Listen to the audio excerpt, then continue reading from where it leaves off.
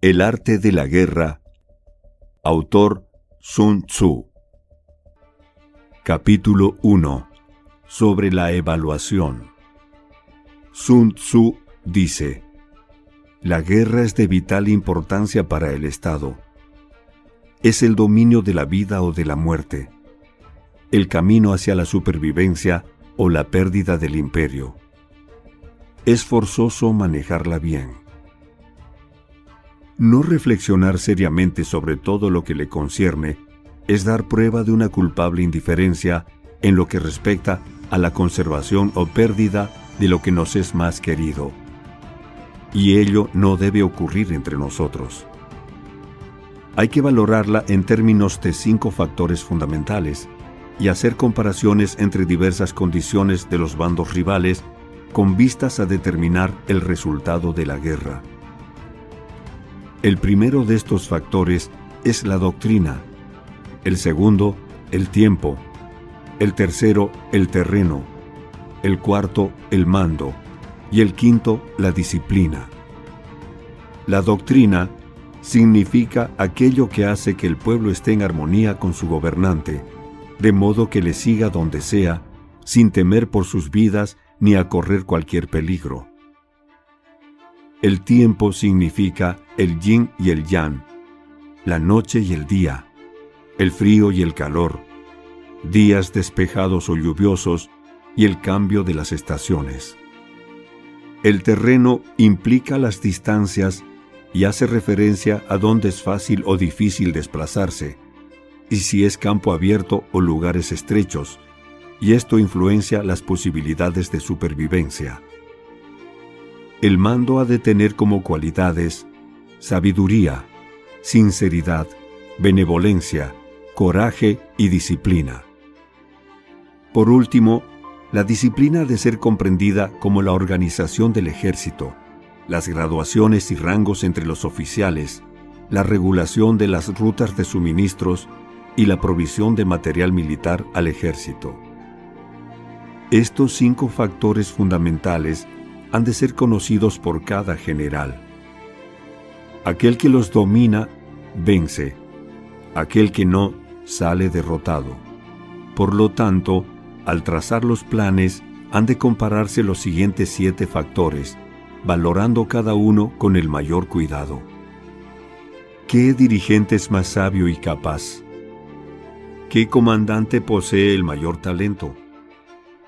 ¿Qué ejército obtiene ventajas de la naturaleza y el terreno? ¿En qué ejército se observan mejor las regulaciones y las instrucciones? ¿Qué tropas son más fuertes? ¿Qué ejército tiene oficiales y tropas mejor entrenadas? ¿Qué ejército administra recompensas y castigos de forma más justa? Mediante el estudio de estos 7 factores, seré capaz de adivinar cuál de los 2 bandos saldrá victorioso y cuál será derrotado. El general que siga mi consejo es seguro que vencerá. Ese general ha de ser mantenido al mando. Aquel que ignore mi consejo ciertamente será derrotado. Ese debe ser destituido. Tras prestar atención a mi consejo y planes, el general debe crear una situación que contribuya a su cumplimiento. Por situación quiero decir que debe tomar en consideración la situación del campo y actuar de acuerdo con lo que le es ventajoso. El arte de la guerra se basa en el engaño. Por lo tanto, cuando es capaz de atacar, ha de aparentar incapacidad. Cuando las tropas se mueven, aparentar inactividad. Si está cerca del enemigo, ha de hacerle creer que está lejos. Si está lejos, aparentar que se está cerca. Poner cebos para atraer al enemigo. Golpear al enemigo cuando está desordenado. Prepararse contra él cuando está seguro en todas partes. Evitarle durante un tiempo cuando es más fuerte. Si tu oponente tiene un temperamento colérico, intenta irritarle. Si es arrogante, trata de fomentar su egoísmo. Si las tropas enemigas se hallan bien preparadas tras una reorganización, intenta desordenarlas. Si están unidas, siembra la disensión entre sus filas. Ataca al enemigo cuando no está preparado y aparece cuando no te espera. Estas son las claves de la victoria para el estratega. Ahora, si las estimaciones realizadas antes de la batalla indican victoria, es porque los cálculos cuidadosamente realizados muestran que tus condiciones son más favorables que las condiciones del enemigo.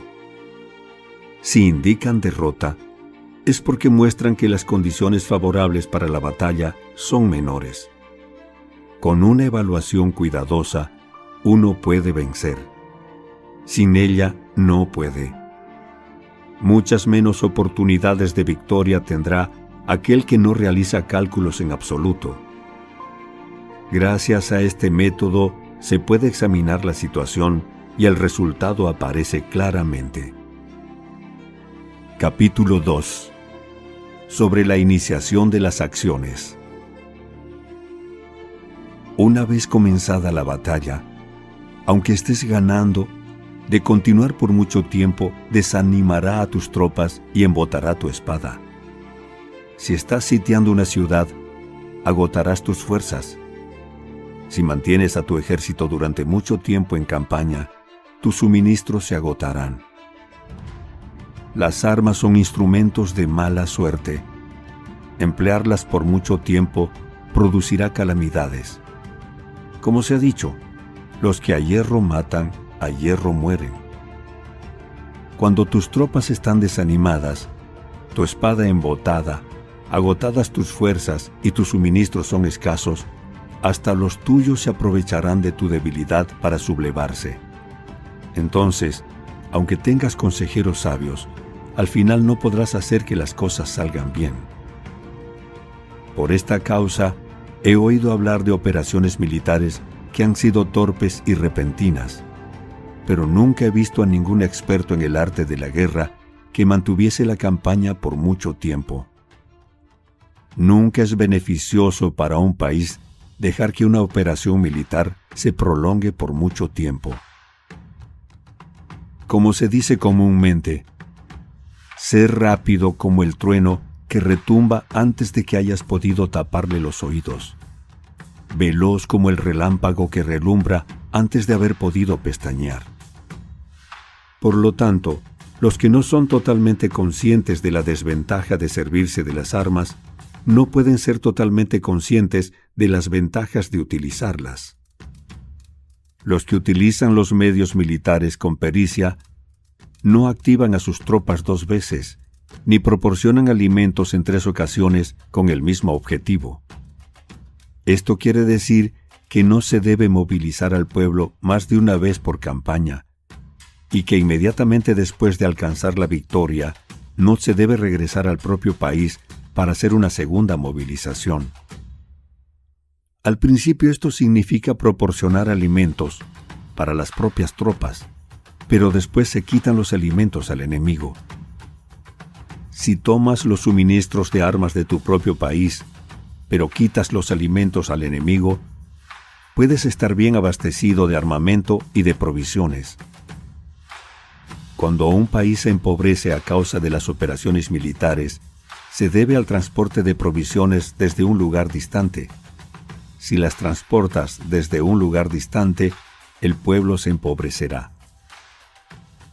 Los que habitan cerca de donde está el ejército pueden vender sus cosechas a precios elevados, pero se acaba de este modo el bienestar de la mayoría de la población.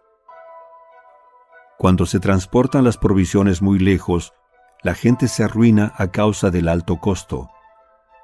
En los mercados cercanos al ejército, los precios de las mercancías se aumentan. Por lo tanto, las largas campañas militares constituyen una lacra para el país. Cuando se agotan los recursos, los impuestos se recaudan bajo presión. Cuando el poder y los recursos se han agotado, se arruina el propio país. Se priva al pueblo de gran parte de su presupuesto, mientras que los gastos del gobierno para armamentos se elevan. Los habitantes constituyen la base de un país. Los alimentos son la felicidad del pueblo. El príncipe debe respetar este hecho y ser sobrio y austero en sus gastos públicos.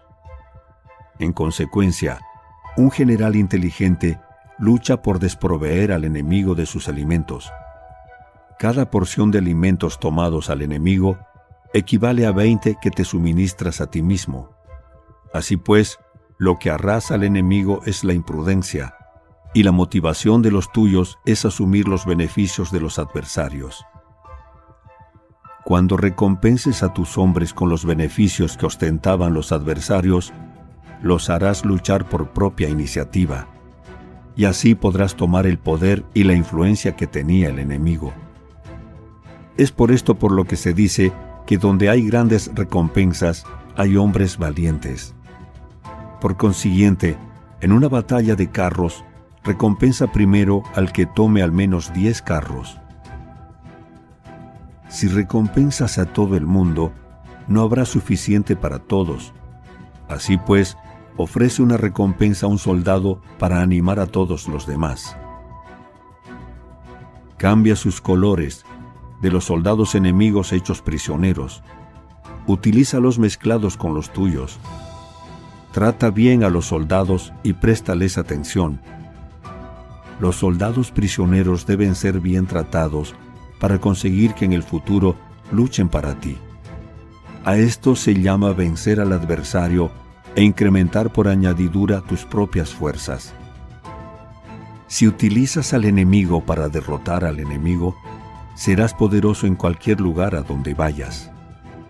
Así pues, lo más importante en una operación militar es la victoria y no la persistencia.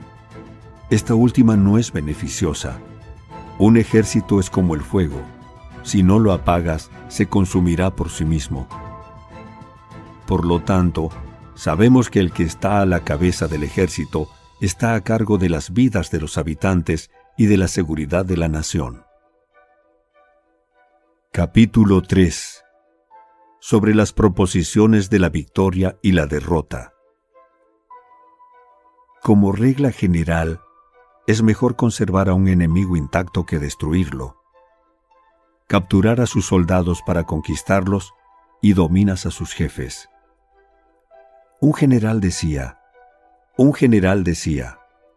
practica las artes marciales, calcula la fuerza de tus adversarios, haz que pierdan su ánimo y dirección, de manera que aunque el ejército enemigo esté intacto, sea inservible.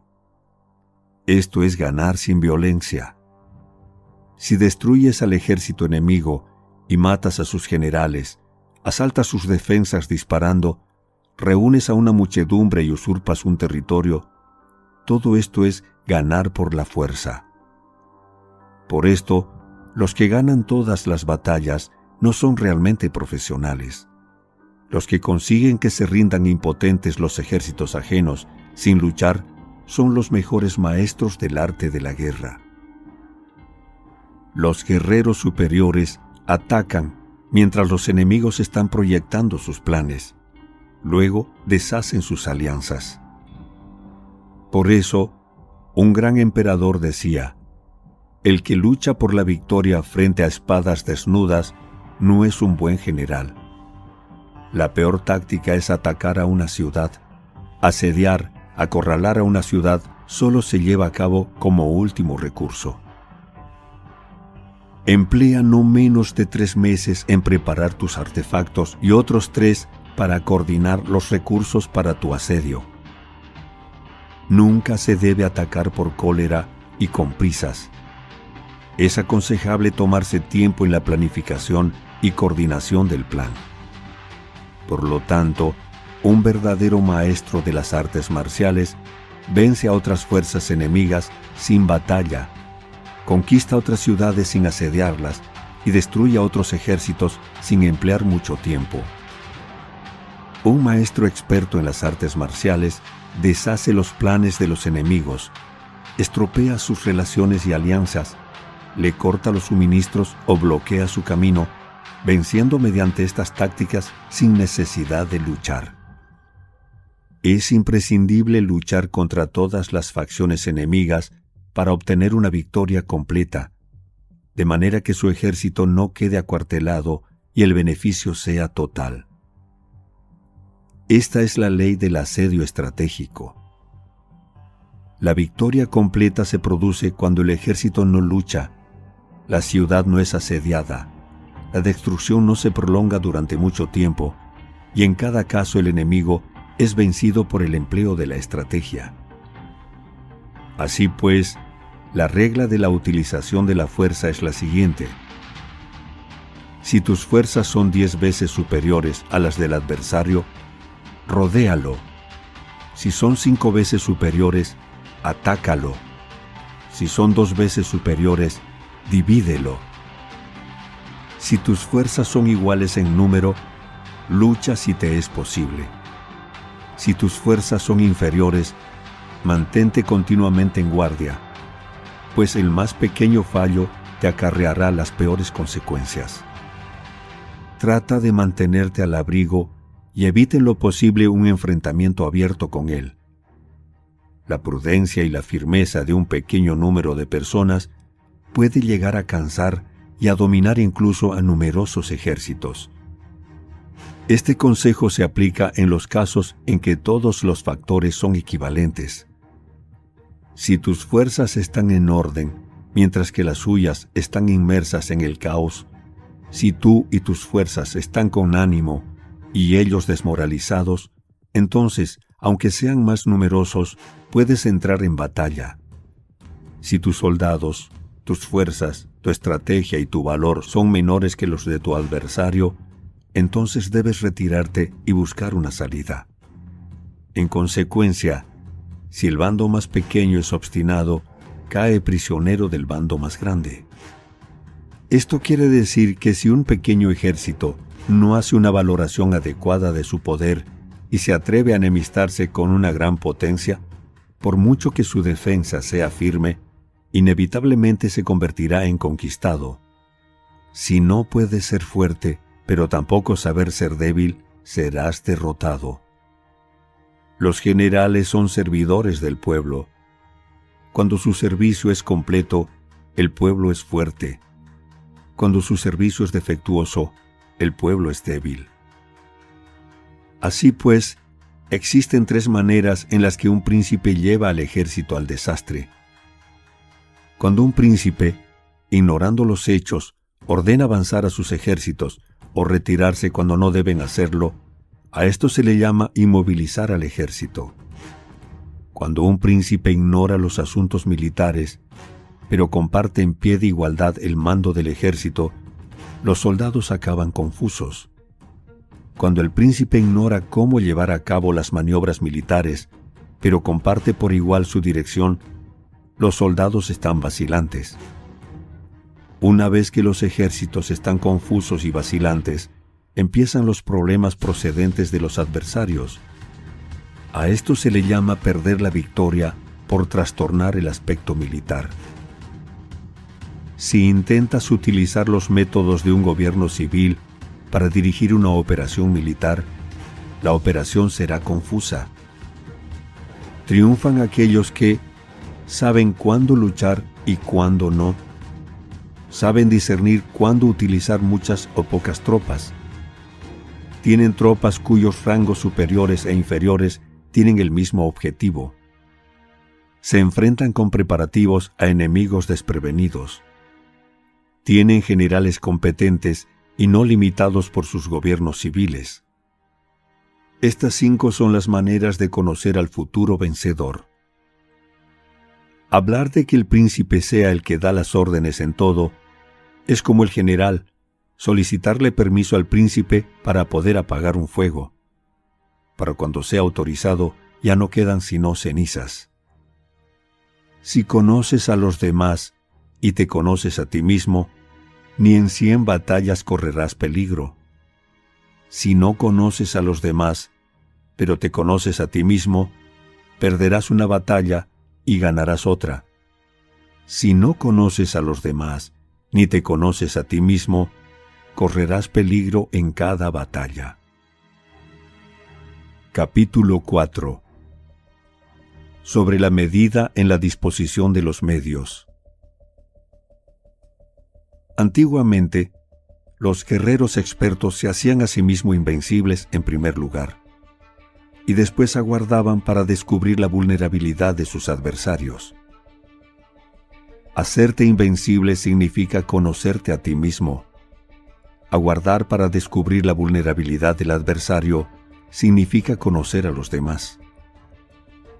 La invencibilidad está en uno mismo, la vulnerabilidad en el adversario. Por esto, los guerreros expertos pueden ser invencibles, pero no pueden hacer que sus adversarios sean vulnerables.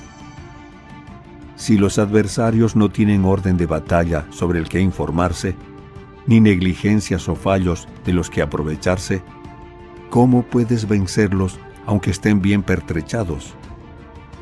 Por esto es por lo que se dice que la victoria puede ser percibida, pero no fabricada. La invencibilidad es una cuestión de defensa, la vulnerabilidad una cuestión de ataque. Mientras no hayas observado vulnerabilidad en el orden de batalla de los adversarios, oculta tu propia formación de ataque y prepárate para ser invencible con la finalidad de preservarte. Cuando los adversarios tienen órdenes de batalla vulnerables, es el momento de salir a atacarlos. La defensa es para tiempos de escasez, el ataque para tiempos de abundancia. Los expertos en defensa se esconden en las profundidades de la tierra. Los expertos en maniobras de ataque se esconden en las más elevadas alturas del cielo. De esta manera pueden protegerse y lograr la victoria total. En situaciones de defensa, acalláis las voces y borráis las huellas, escondidos como fantasmas y espíritus bajo tierra, invisibles para todo el mundo. En situaciones de ataque, vuestro movimiento es rápido y vuestro grito fulgurante, veloz como el trueno y el relámpago, para los que no se puede uno preparar, aunque vengan del cielo. Prever la victoria cuando cualquiera la puede conocer no constituye verdadera destreza. Todo el mundo elogia la victoria ganada en batalla, pero esa victoria no es realmente tan buena. Todo el mundo elogia la victoria en la batalla, pero lo verdaderamente deseable es poder ver el mundo de lo sutil y darte cuenta del mundo de lo oculto, hasta el punto de ser capaz de alcanzar la victoria donde no existe forma. No se requiere mucha fuerza para levantar un cabello. No es necesario tener una vista aguda para ver el sol y la luna, ni se necesita tener mucho oído para escuchar el retumbar del trueno. Lo que todo el mundo conoce no se llama sabiduría. La victoria sobre los demás obtenida por medio de la batalla no se considera una buena victoria. En la antigüedad, los que eran conocidos como buenos guerreros vencían cuando era fácil vencer. Si solo eres capaz de asegurar la victoria tras enfrentarte a un adversario en un conflicto armado, esa victoria es una dura victoria. Si eres capaz de ver lo sutil y de darte cuenta de lo oculto, irrumpiendo antes del orden de batalla, la victoria así obtenida es una victoria fácil. En consecuencia, las victorias de los buenos guerreros no destacan por su inteligencia o su bravura. Así pues, las victorias que ganan en batalla no son debidas a la suerte. Sus victorias no son cualidades, sino que son debidas a haberse situado previamente en posición de poder ganar con seguridad, imponiéndose sobre los que ya han perdido de antemano.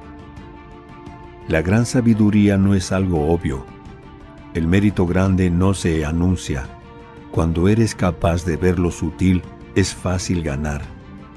¿Qué tiene esto que ver con la inteligencia o la bravura?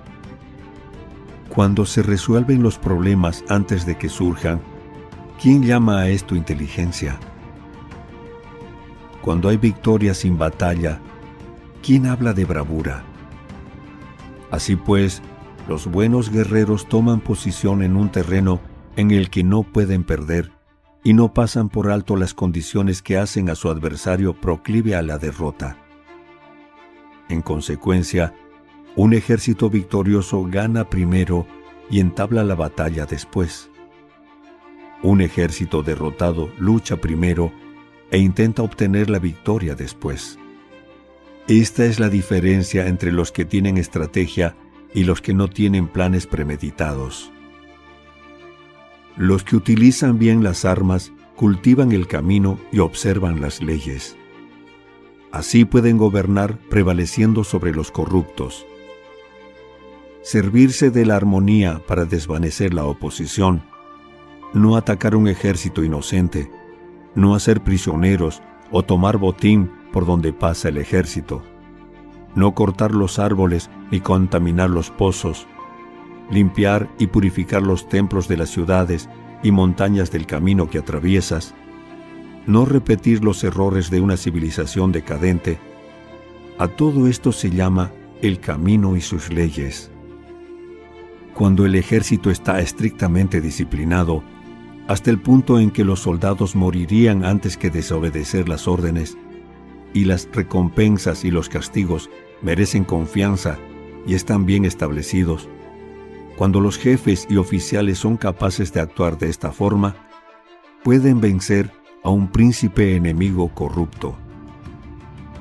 Las reglas militares son 5: medición, valoración, cálculo, comparación y victoria.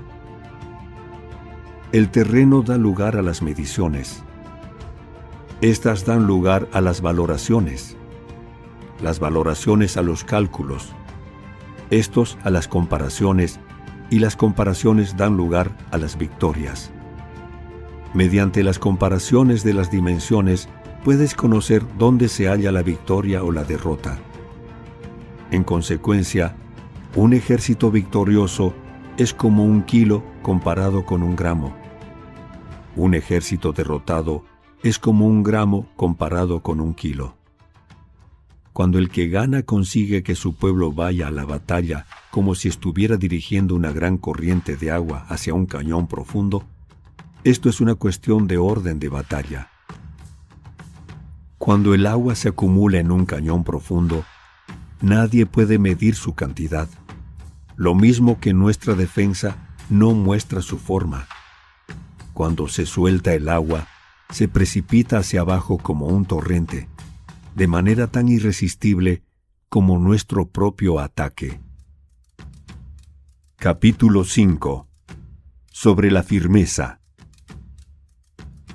La fuerza es la energía acumulada o la que se percibe. Esto es muy cambiante. Los expertos son capaces de vencer al enemigo creando una percepción favorable en ellos, así obtener la victoria sin necesidad de ejercer su fuerza. Gobernar sobre muchas personas como si fueran poco es una cuestión de dividirlas en grupos o sectores. Es organización. Batallar contra un número de tropas como si fueran pocas es una cuestión de demostrar la fuerza, símbolos y señales. Se refiere a lograr una percepción de fuerza y poder en la oposición. En el campo de batalla se refiere a las formaciones y banderas utilizadas para desplegar las tropas y coordinar sus movimientos. Lograr que el ejército sea capaz de combatir contra el adversario sin ser derrotado es una cuestión de emplear métodos ortodoxos o heterodoxos. La ortodoxia y la heterodoxia no es algo fijo, sino que se utilizan como un ciclo.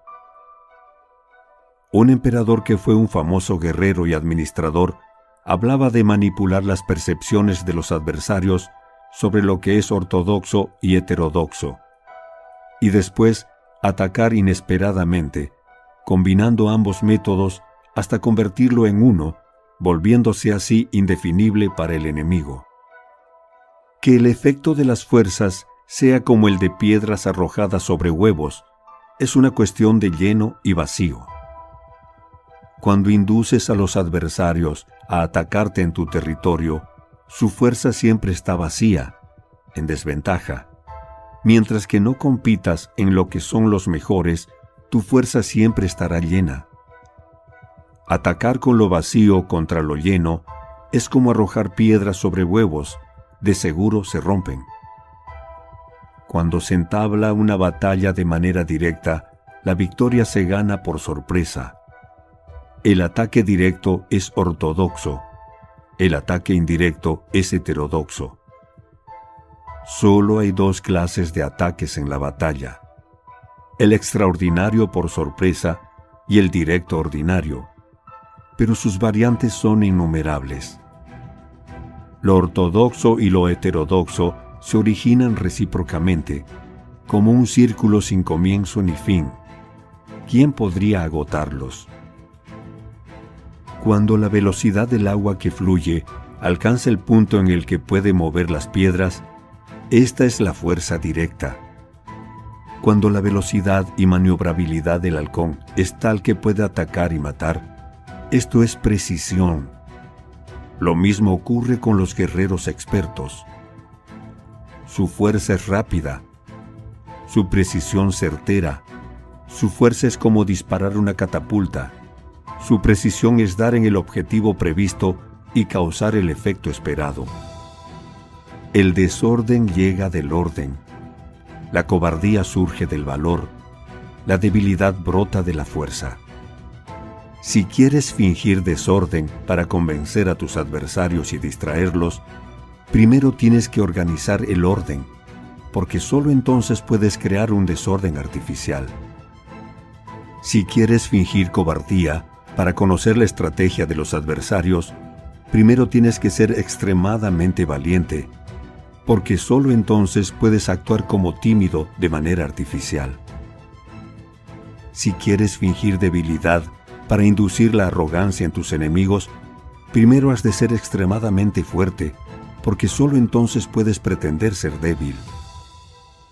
El orden y el desorden son una cuestión de organización. La cobardía es una cuestión de valentía y la de ímpetu. La fuerza y la debilidad son una cuestión de la formación en la batalla. Cuando un ejército tiene la fuerza del ímpetu, percepción, incluso el tímido se vuelve valiente cuando pierde la fuerza del ímpetu. Incluso el valiente se convierte en tímido.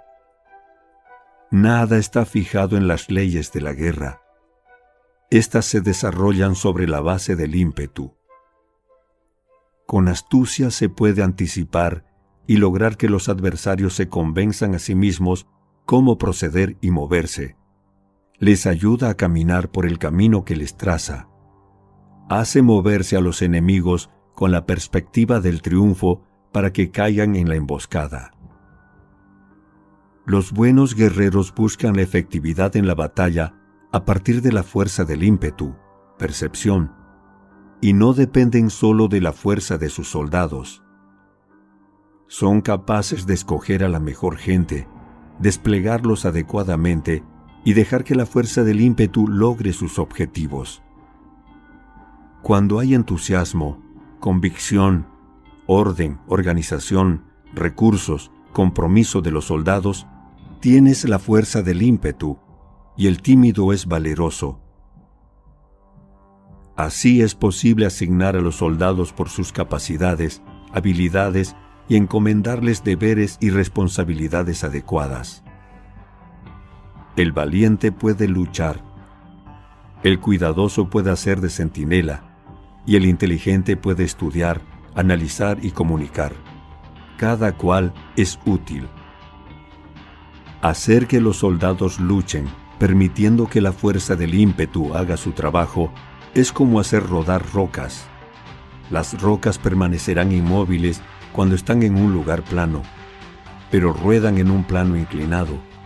Se quedan fijas cuando son cuadradas, pero giran si son redondas. Por lo tanto, cuando se conduce a los hombres a la batalla con astucia, el impulso es como rocas redondas que se precipitan montaña abajo. Esta es la fuerza que produce la victoria. Capítulo 6. Sobre lo lleno y lo vacío. Los que anticipan se preparan y llegan primero al campo de batalla y esperan al adversario. Están en posición descansada. Los que llegan últimos al campo de batalla, los que improvisan y entablan la lucha, quedan agotados. Los buenos guerreros hacen que los adversarios vengan a ellos y de ningún modo se dejan atraer fuera de su fortaleza. Si haces que los adversarios vengan a ti para combatir, su fuerza estará siempre vacía. Si no sales a combatir, tu fuerza estará siempre llena. Este es el arte de vaciar a los demás y de llenarte a ti mismo. Lo que impulsa a los adversarios a venir hacia ti por propia decisión es la perspectiva de ganar. Lo que desanima a los adversarios de ir hacia ti es la probabilidad de sufrir daños. Cuando los adversarios están en posición favorable, debes cansarlos. Cuando están bien alimentados, cortar los suministros. Cuando están descansando, hacer que se pongan en movimiento. Ataca inesperadamente, haciendo que los adversarios se agoten corriendo para salvar sus vidas. Interrumpe sus provisiones, arrasa sus campos y corta sus vías de aprovisionamiento. Aparece en lugares críticos y ataca donde menos se lo esperen, haciendo que tengan que acudir al rescate. Aparece donde no puedan ir, se dirige hacia donde menos se lo esperen. Para desplazarte cientos de kilómetros sin cansancio, atraviesa tierras despobladas. Atacar un espacio abierto no significa solo un espacio en el que el enemigo no tiene defensa. Mientras su defensa no sea estricta, el lugar no esté bien guardado, los enemigos se desperdigarán ante ti, como si estuvieras atravesando un territorio despoblado. Para tomar infaliblemente lo que atacas, ataca donde no haya defensa. Para mantener una defensa infaliblemente segura, defiende donde no haya ataque. Así, en el caso de los que son expertos en el ataque, sus enemigos no saben por dónde atacar. Cuando se cumplen las instrucciones, las personas son sinceramente leales y comprometidas. Los planes y preparativos para la defensa implantados con firmeza, siendo tan sutil y reservado que no se revelan las estrategias de ninguna forma y los adversarios se sienten inseguros y su inteligencia no les sirve para nada. Sé extremadamente sutil, discreto, hasta el punto de no tener forma. Sé completamente misterioso y confidencial, hasta el punto de ser silencioso. De esta manera podrás dirigir el destino de tus adversarios. Para avanzar sin encontrar resistencia, arremete por sus puntos débiles. Para retirarte de manera esquiva, sé más rápido que ellos. Las situaciones militares se basan en la velocidad. Llega como el viento, muévete como el relámpago y los adversarios no podrán vencerte. Por lo tanto, cuando quieras entrar en batalla, incluso si el adversario está atrincherado en una posición defensiva, no podrá evitar luchar si atacas en el lugar en el que debe acudir irremediablemente al rescate. Cuando no quieras entrar en batalla, incluso si trazas una línea en el terreno que quieres conservar, el adversario no puede combatir contigo porque le das una falsa pista. Esto significa que cuando los adversarios llegan para atacarte, no luchas con ellos, sino que estableces un cambio estratégico para confundirlos y llenarlos de incertidumbre. Por consiguiente, cuando induces a otros a efectuar una formación, mientras que tú mismo permaneces sin forma, estás concentrado, mientras que tu adversario está dividido.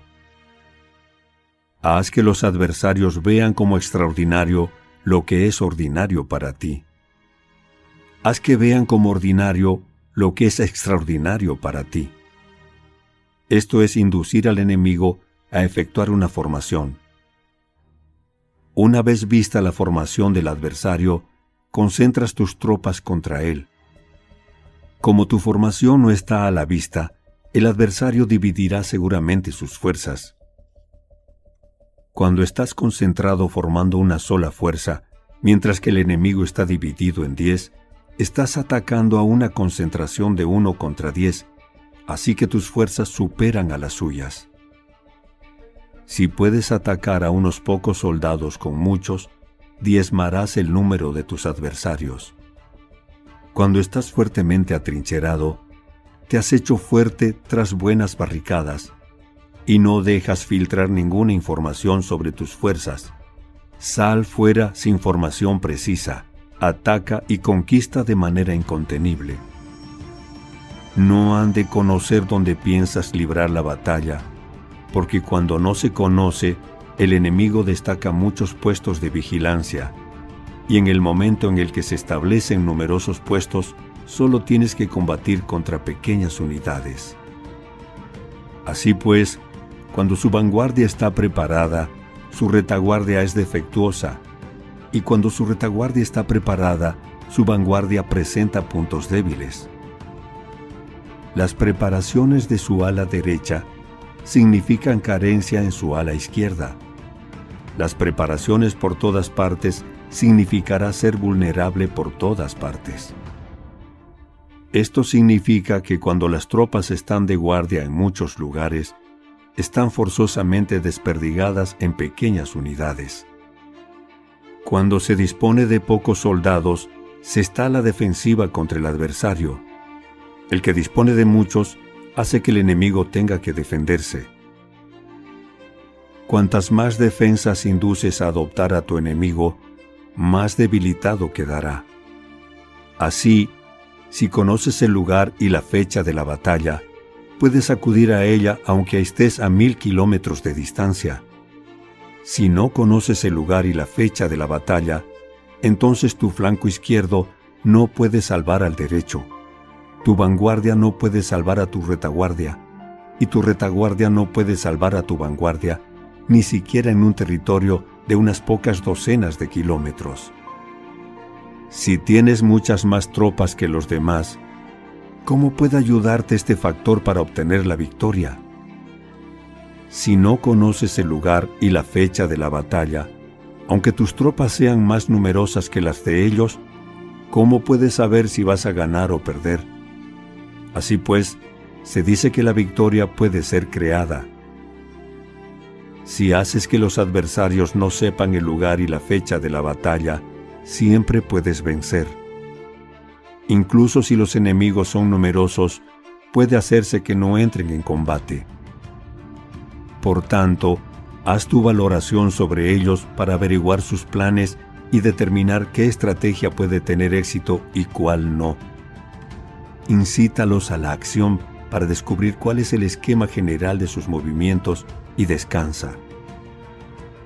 Haz algo por o en contra de ellos para su atención, de manera que puedas de ellos para descubrir sus hábitos de comportamiento de ataque y de defensa.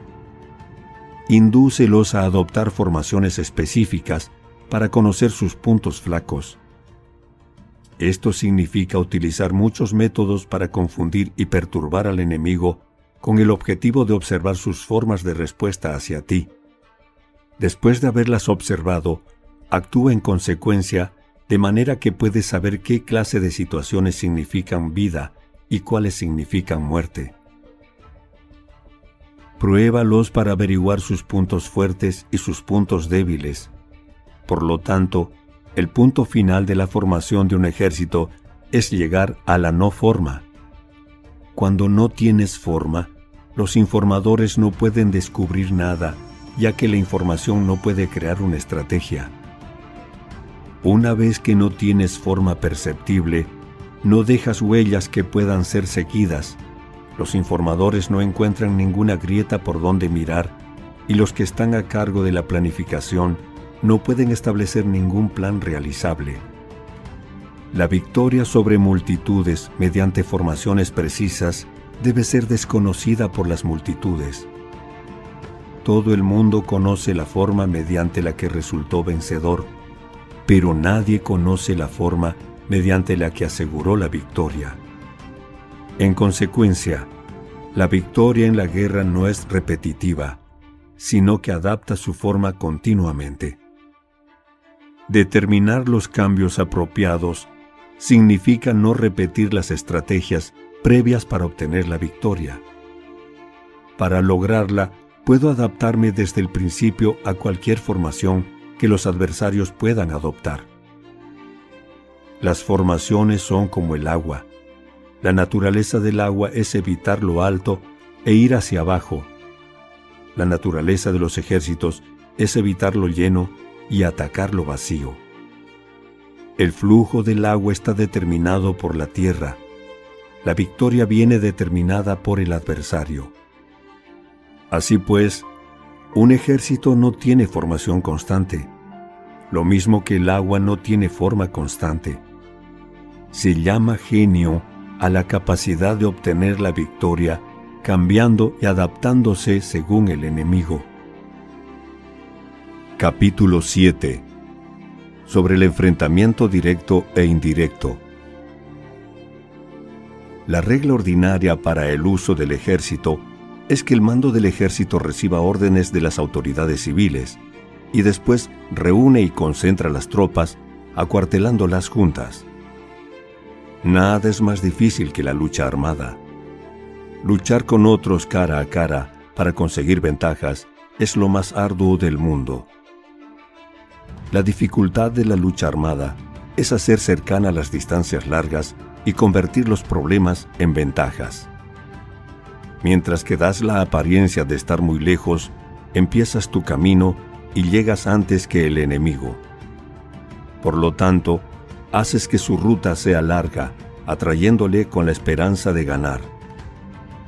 Cuando emprendes la marcha, después que los otros, y llegas antes que ellos, conoces la estrategia de hacer que las distancias sean cercanas. Sírvete de una unidad especial para engañar al enemigo, atrayéndole a una falsa persecución, haciéndole creer que el grueso de tus fuerzas está muy lejos. Entonces, lanzas una fuerza de ataque sorpresa que llega antes, aunque emprendió el camino después. Por consiguiente, la lucha armada puede ser provechosa y puede ser peligrosa. Para el experto es provechosa, para el inexperto peligrosa. Movilizar a todo el ejército para el combate en aras de obtener alguna ventaja tomaría mucho tiempo, pero combatir por una ventaja con un ejército incompleto tendría como resultado una falta de recursos. Si te movilizas rápidamente y sin parar día y noche, recorriendo el doble de la distancia habitual, y si luchas por obtener alguna ventaja a miles de kilómetros, tus jefes militares serán hechos prisioneros. Los soldados que sean fuertes llegarán allí primero, los más cansados llegarán después. Como regla general, solo lo conseguirá 1 de cada 10. Cuando la ruta es larga, las tropas se cansan. Si han gastado su fuerza en la movilización, llegan agotadas, mientras que sus adversarios están frescos. Así pues, es seguro que serán atacadas. Combatir por una ventaja a 50 kilómetros de distancia frustrará los planes del mando, y como regla general, solo la mitad de los soldados lo harán. Si se combate por obtener una ventaja a 30 kilómetros de distancia, solo 2 de cada 3 soldados los recorrerán. Así pues, un ejército perece si no está equipado, si no tiene provisiones o si no tiene dinero. Estas 3 cosas son necesarias. No puedes combatir para ganar con un ejército no equipado o sin provisiones, lo que el dinero facilita. Por tanto, si ignoras los planes de tus rivales, no puedes hacer alianzas precisas. A menos que conozcas las montañas y los bosques, los desfiladeros y los pasos, y la condición de los pantanos, no puedes maniobrar con una fuerza armada. A menos que utilices guías locales, no puedes aprovecharte de las ventajas del terreno. Solo cuando conoces cada detalle de la condición del terreno, puedes maniobrar y guerrear. Por consiguiente, una fuerza militar se usa según la estrategia prevista, se moviliza mediante la esperanza de recompensa y se adapta mediante la división y la combinación. Una fuerza militar se establece mediante la estrategia en el sentido de que distraes al enemigo para que no pueda conocer cuál es tu situación real y no pueda imponer su supremacía. Se moviliza mediante la esperanza de recompensa en el sentido de que entra en acción cuando ve la posibilidad de obtener una ventaja. Dividir y volver a hacer combinaciones de tropas se hace para confundir al adversario y observar cómo reacciona frente a ti. De esta manera, puedes adaptarte para obtener la victoria. Por eso, cuando una fuerza militar se mueve con rapidez, es como el viento. Cuando va lentamente, es como el bosque. Es voraz como el fuego e inmóvil como las montañas. Es rápida como el viento en el sentido que llega sin avisar y desaparece como el relámpago. Es como el bosque porque tiene un orden. Es voraz como el fuego que devasta una planicie sin dejar tras sí ni una brizna de hierba. Es inmóvil como una montaña cuando se acuartela. Es tan difícil conocer como la oscuridad. Su movimiento es como un trueno que retumba. Para ocupar un lugar, divide a tus tropas. Para expandir tu territorio, divide los beneficios. La regla general de las operaciones militares es desproveer de alimento al enemigo todo lo que se pueda. Sin embargo, en localidades donde la gente no tiene mucho, es necesario dividir a las tropas en grupos más pequeños para que puedan tomar en diversas partes lo que necesitan, ya que sólo así tendrán suficiente. En cuanto a dividir el botín, significa que es necesario repartirlo entre las tropas para guardar lo que ha sido ganado, no dejando que el enemigo lo recupere. Actúa después de haber hecho una estimación. Gana el que conoce primero la medida de lo que está lejos y lo que está cerca. Esta es la regla general de la lucha armada. El primero que hace el movimiento es el invitado y el último es el anfitrión. El invitado lo tiene difícil, el anfitrión lo tiene fácil. Cerca y lejos significan desplazamiento. El cansancio, el hambre y el frío surgen del desplazamiento. Un antiguo libro que trata de asuntos militares dice: las palabras no son escuchadas, por eso se hacen los símbolos y los tambores. Las banderas y los estandartes se hacen a causa de la ausencia de visibilidad. Símbolos, tambores, banderas y estandartes se utilizan para concentrar y unificar los oídos y los ojos de los soldados. Una vez que están unificados, el valiente no puede actuar solo, ni el tímido puede retirarse solo. Esta es la regla general del empleo de un grupo. Unificar los oídos y los ojos de los soldados significa hacer que miren y escuchen al unísono de manera que no caigan en la confusión y el desorden. Las señales se utilizan para indicar direcciones e impedir que los individuos vayan a donde se les antoje. Así pues, en batalla nocturna, utiliza fuegos y tambores, y en batallas diurnas, sírvete de banderas y estandartes para manipular los oídos y los ojos de los soldados. Utiliza muchas señales para confundir las percepciones del enemigo y hacerle temer tu temible poder militar. De esta forma, haces desaparecer la energía de sus ejércitos y desmoralizas a sus generales. En primer lugar, has de ser capaz de mantenerte firme en tu propio corazón. Solo entonces puedes desmoralizar a los generales enemigos. Por esto, la tradición afirma que los habitantes de otros tiempos tenían la firmeza para desmoralizar, y la antigua ley de los que conducían carros de combate decía que cuando la mente original es firme, la energía fresca es victoriosa. De este modo, la energía de la mañana está llena de ardor, la del mediodía decae y la energía de la noche se retira. En consecuencia, los expertos en el manejo de las armas prefieren la energía entusiasta, atacan la decadente y de la que se bate en retirada. Son ellos los que dominan la energía. Cualquier débil en el mundo se dispone a combatir en un minuto si se siente animado, pero cuando se trata realmente de tomar las armas y de entrar en batalla, es poseído por la energía. Cuando esta energía se desvanece, se detendrá, estará asustado y se arrepentirá de haber comenzado.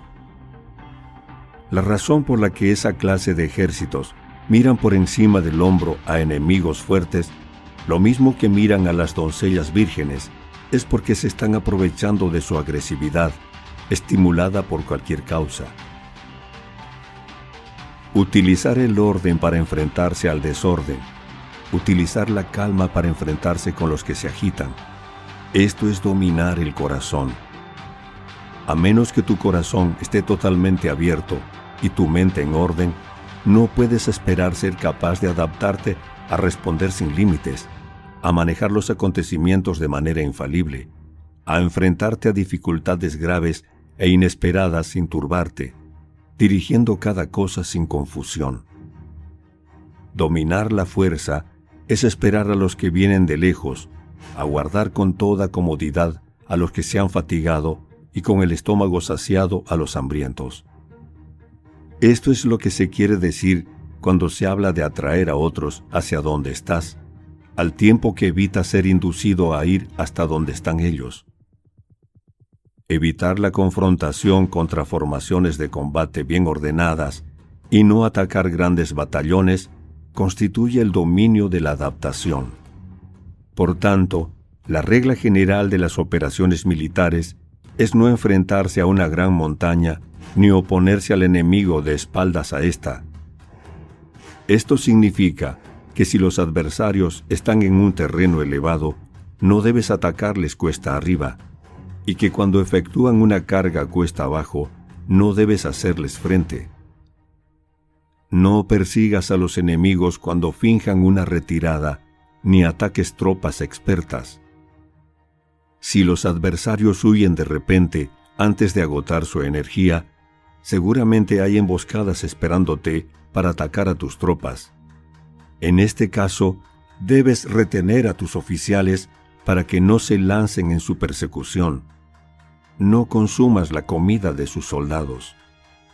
Si el enemigo abandona de repente sus provisiones, éstas han de ser probadas antes de ser comidas, por si están envenenadas.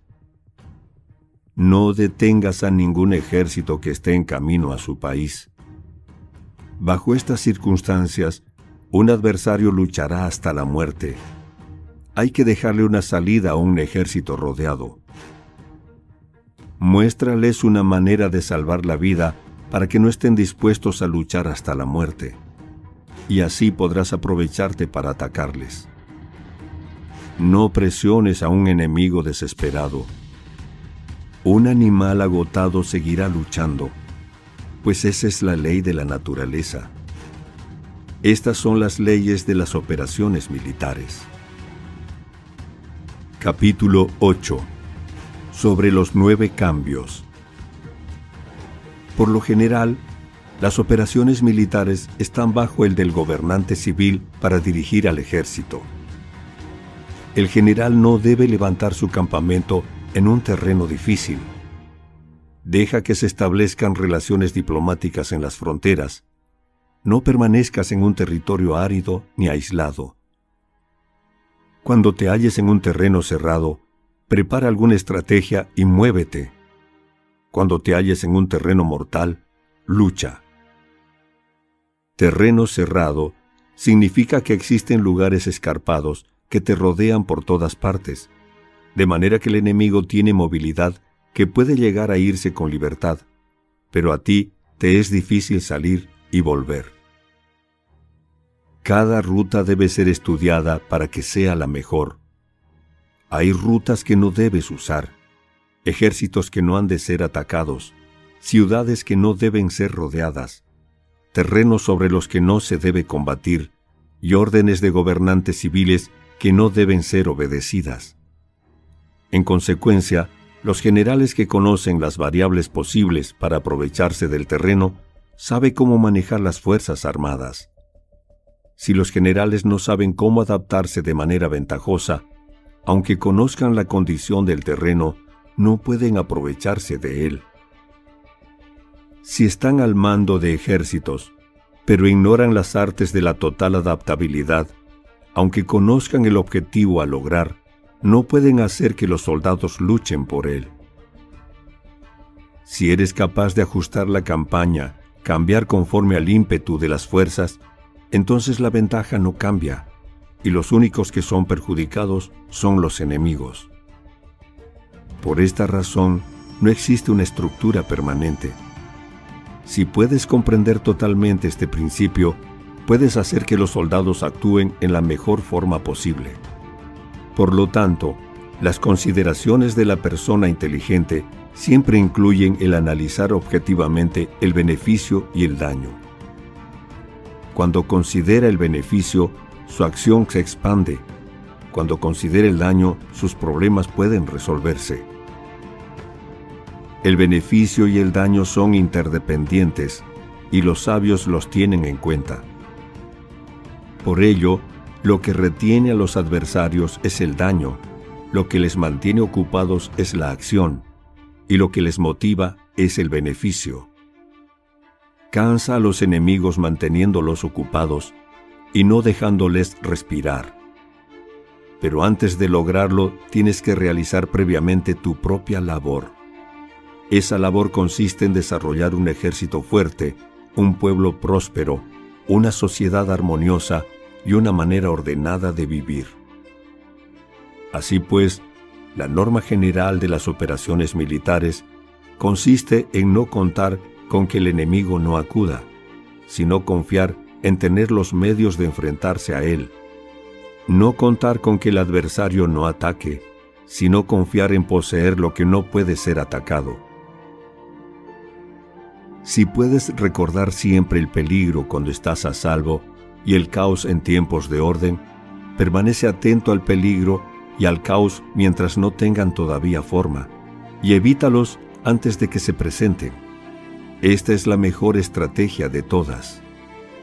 Por esto, existen 5 rasgos que son peligrosos en los generales. Los que están dispuestos a morir pueden perder la vida. Los que quieren preservar la vida pueden ser hechos prisioneros. Los que son dados a los apasionamientos irracionales pueden ser ridiculizados. Los que son muy puritanos pueden ser deshonrados. Los que son compasivos pueden ser turbados. Si te presentas en un lugar que con toda seguridad los enemigos se precipitarán a defender, las personas compasivas se apresurarán invariablemente a rescatar a sus habitantes, causándose a sí mismos problemas y cansancio. Estos son 5 rasgos que constituyen defectos en los generales y que son desastrosos para las operaciones militares. Los buenos generales son de otra manera. Se comprometen hasta la muerte, pero no se aferran a la esperanza de sobrevivir. Actúan de acuerdo con los acontecimientos, en forma racional y realista, sin dejarse llevar por las emociones ni estar sujetos a quedar confundidos. Cuando ven una buena oportunidad, son como tigres, en caso contrario cierran sus puertas. Su acción y su no acción son cuestiones de estrategia y no pueden ser complacidos ni enfadados. Capítulo 9. Sobre la distribución de los medios. Las maniobras militares son el resultado de los planes y las estrategias en la manera más ventajosa para ganar. Determinan la movilidad y efectividad de las tropas. Si vas a colocar tu ejército en posición de observar al enemigo, atraviesa rápido las montañas y vigílalos desde un valle. Considera el efecto de la luz y mantente en la posición más elevada del valle. Cuando combatas en una montaña, ataca desde arriba hacia abajo y no al revés. Combate estando cuesta abajo y nunca cuesta arriba. Evita que el agua divida tus fuerzas. Aléjate de las condiciones desfavorables lo antes que te sea posible. No te enfrentes a los enemigos dentro del agua.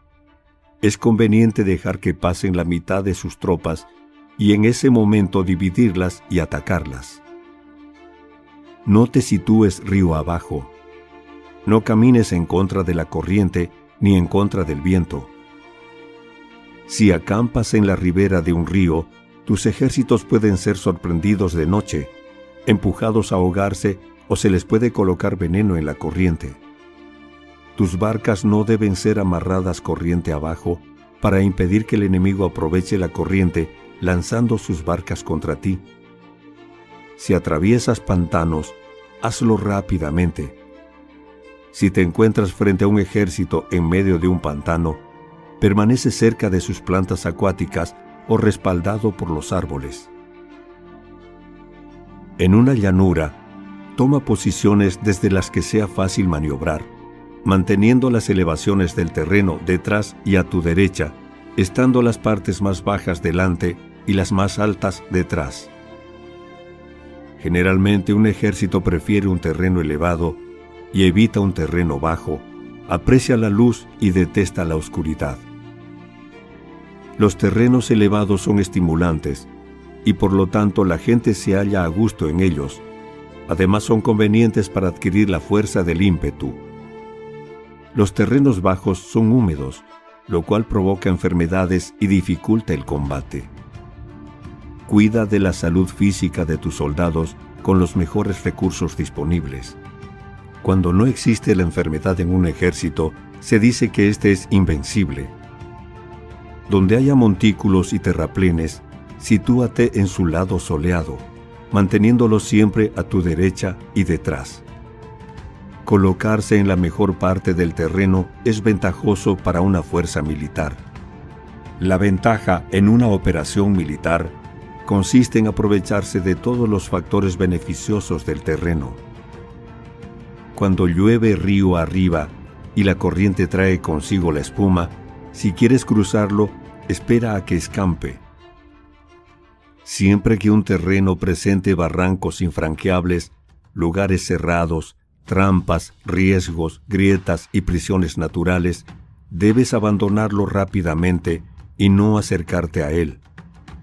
En lo que a mí concierne, siempre me mantengo alejado de estos accidentes del terreno, de manera que los adversarios estén más cerca que yo de ellos. Doy la cara a estos accidentes de manera que queden a espaldas del enemigo. Entonces estás en situación ventajosa y él tiene condiciones desfavorables. Cuando un ejército se está desplazando, si atraviesa territorios montañosos con muchas corrientes de agua y pozos, o pantanos cubiertos de juncos, o bosques vírgenes llenos de árboles y vegetación, es imprescindible escudriñarlo totalmente y con cuidado, ya que estos lugares ayudan a las emboscadas y a los espías. Es esencial bajar del caballo y escudriñar el terreno por si existen tropas escondidas para tenderte una emboscada. También podría ser que hubiera espías al acecho observándote y escuchando tus instrucciones y movimientos. Cuando el enemigo está cerca, pero permanece en calma, quiere decir que se halla en una posición fuerte. Cuando está lejos pero intenta provocar hostilidades, quiere que avances. Si además su posición es accesible, eso quiere decir que le es favorable.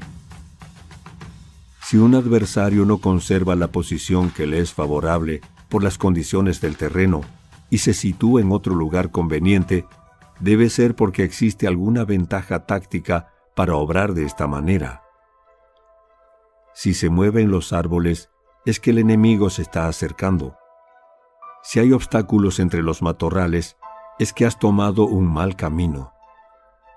La idea de poner muchos obstáculos entre la maleza es hacerte pensar que existen tropas emboscadas escondidas en medio de ella. Si los pájaros alzan el vuelo, hay tropas emboscadas en el lugar. Si los animales están asustados, existen tropas atacantes. Si se elevan columnas de polvo altas y espesas, hay carros que se están acercando. Si son bajas y anchas, se acercan soldados a pie. Humaredas esparcidas significa que se está cortando leña. Pequeñas polvaredas que van y vienen indican que hay que levantar el campamento. Si los emisarios del enemigo pronuncian palabras humildes mientras que éste incrementa sus preparativos de guerra, esto quiere decir que va a avanzar. Cuando se pronuncian palabras altisonantes y se avanza ostentosamente, es señal de que el enemigo se va a retirar. Si sus emisarios vienen con palabras humildes, envía espías para observar al enemigo y comprobarás que está aumentando sus preparativos de guerra. Cuando los carros ligeros salen en primer lugar y se sitúan en los flancos, están estableciendo un frente de batalla. Si los emisarios llegan pidiendo la paz sin firmar un tratado, significa que están tramando algún complot. Si el enemigo dispone rápidamente a sus carros en filas de combate, es que está esperando refuerzos. No se precipitarán para un encuentro ordinario si no entienden que les ayudará, o debe haber una fuerza que se halla a distancia y que es esperada en un determinado momento para unir sus tropas y atacarte. Conviene anticipar, prepararse inmediatamente para esta eventualidad. Si la mitad de sus tropas avanza y otra mitad retrocede, es que el enemigo piensa traerte a una trampa. El enemigo está fingiendo, en este caso, confusión y desorden para incitarte a que avances. Si los soldados enemigos se apoyan unos a otros, es que están hambrientos. Si los aguadores beben en primer lugar, es que las tropas están sedientas. Si el enemigo ve una ventaja, pero no la aprovecha, es que está cansado. Si los pájaros se reúnen en el campo enemigo, es que el lugar está vacío. Si hay pájaros sobrevolando una ciudad, el ejército ha huido. Si se producen llamadas nocturnas, es que los soldados enemigos están atemorizados, tienen miedo y están inquietos, y por eso se llaman unos a otros. Si el ejército no tiene disciplina, esto quiere decir que el general no es tomado en serio. Si los estandartes se mueven, es que está sumido en la confusión. Las señales se utilizan para unificar al grupo. Así pues, si se desplaza de acá para allá, sin orden ni concierto, significa que sus filas están confusas. Si sus emisarios muestran irritación, significa que están cansados. Si matan sus caballos para obtener carne, es que los soldados carecen de alimentos. Cuando no tienen marmitas y no vuelven a su campamento, son enemigos completamente desesperados. Si se producen murmuraciones, falta de disciplina y los soldados hablan mucho entre sí, quiere decir que se ha perdido la lealtad de la tropa. Las murmuraciones describen la expresión de los verdaderos sentimientos. Las faltas de disciplina indican problemas con los superiores. Cuando el mando ha perdido la lealtad de las tropas, los soldados se hablan con franqueza entre sí sobre los problemas con sus superiores. Si se otorgan numerosas recompensas, es que el enemigo se halla en un callejón sin salida. Cuando se ordenan demasiados castigos, es que el enemigo está desesperado. Cuando la fuerza de su ímpetu está agotada, otorgan constantes recompensas para tener contentos a los soldados, para evitar que se rebelen en masa. Cuando los soldados están tan agotados que no pueden cumplir las órdenes, son castigados una y otra vez para restablecer la autoridad. Ser violento al principio y terminar después temiendo a los propios soldados es el colmo de la ineptitud. Los emisarios que acuden con actitud conciliatoria indican que el enemigo quiere una tregua. Si las tropas enemigas se enfrentan a ti con ardor, pero demoran el momento de entrar en combate sin abandonar, no obstante, el terreno, has de observarlos cuidadosamente. Están preparando un ataque por sorpresa. En asuntos militares, no es necesariamente más beneficioso ser superior en fuerzas. Solo evitar actuar con violencia innecesaria. Es suficiente con consolidar tu poder, hacer estimaciones sobre el enemigo y conseguir reunir tropas. Eso es todo. El enemigo que actúa aisladamente, que carece de estrategia y que toma a la ligera a sus adversarios, inevitablemente acabará siendo derrotado. Si tu plan no contiene una estrategia de retirada o posterior al ataque, sino que confías exclusivamente en la fuerza de tus soldados y tomas a la ligera a tus adversarios sin valorar su condición, con toda seguridad caerás prisionero. Si se castiga a los soldados antes de haber conseguido que sean leales al mando, no obedecerán, y si no obedecen, serán difíciles de emplear. Tampoco podrán ser empleados si no se lleva a cabo ningún castigo, incluso después de haber obtenido su lealtad. Cuando existe un sentimiento subterráneo de aprecio y confianza, y los corazones de los soldados están ya vinculados al mando, si se relaja la disciplina, los soldados se volverán arrogantes y será imposible emplearlos. Por lo tanto, dirígelos mediante el arte civilizado y unifícalos mediante las artes marciales. Esto significa una victoria continua. Arte civilizado significa humanidad, y artes marciales significa reglamentos. Mándalos con humanidad y benevolencia. Unifícalos de manera estricta y firme. Cuando la benevolencia y la firmeza son evidentes, es posible estar seguro de la victoria. Cuando las órdenes se dan de manera clara, sencilla y consecuente a las tropas, éstas las aceptan. Cuando las órdenes son confusas, contradictorias y cambiantes, las tropas no las aceptan y no las entienden. Cuando las órdenes son razonables, justas, sencillas, claras y consecuentes, existe una satisfacción recíproca entre el líder y el grupo. Capítulo 10. Sobre la topología. Algunos terrenos son fáciles, otros difíciles, algunos neutros, otros estrechos, accidentados o abiertos. Cuando el terreno sea accesible, sé el primero en establecer tu posición, eligiendo las alturas soleadas. Una posición que sea adecuada para transportar los suministros. Así tendrás ventaja cuando libres la batalla. Cuando estés en un terreno difícil de salir, estás limitado. En este terreno, si tu enemigo no está preparado, puedes vencer si sigues adelante. Pero si el enemigo está preparado y sigues adelante, tendrás muchas dificultades para volver de nuevo a él, lo cual jugará en contra tuya. Cuando es un terreno desfavorable para ambos bandos, se dice que es un terreno neutro. En un terreno neutro, incluso si el adversario te ofrece una ventaja, no te aproveches de ella. Retírate, induciendo a salir a la mitad de las tropas enemigas, y entonces cae sobre él, aprovechándote de esa condición favorable. En un terreno estrecho, si eres el primero en llegar, debes ocuparlo totalmente y esperar al adversario. Si él llega antes, no lo persigas si bloquea los desfiladeros.